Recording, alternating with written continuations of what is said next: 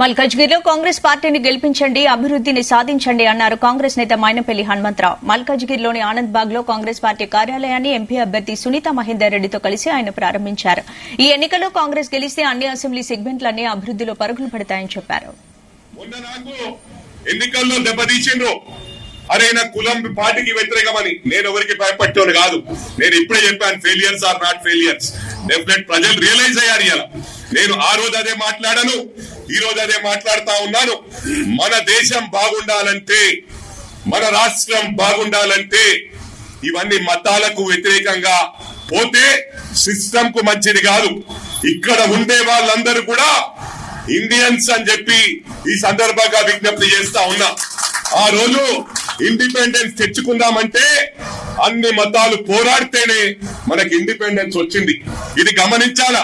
ఇవాళ మర్చిపోయి ఒక హిందూ మతం మీద ముందుకు పోయి ఓట్లు అడగడం మంచిది కాదు. మీరేం పని చేశారో మీ పనితీరు బట్టి ఓట్లు అడగండి తప్ప హిందూ, ముస్లిం, క్రిస్టియన్ అని చెప్పి విడగొట్టే ప్రయత్నం చేయొద్దని చెప్పి కూడా అన్ని పార్టీలకు విజ్ఞప్తి చేస్తా ఉన్నా.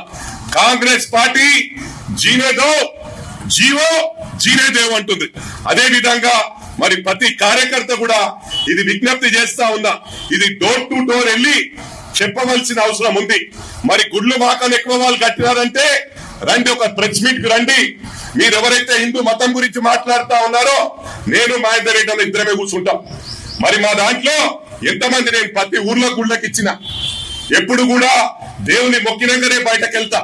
మరి ఏదైనా పొరపాటు చేసినా, తప్పుడు పని చేసినా అంటే మీడియా ముందు మాట్లాడదాం. ఓపెన్ ఛాలెంజ్ చేస్తా ఉన్నా.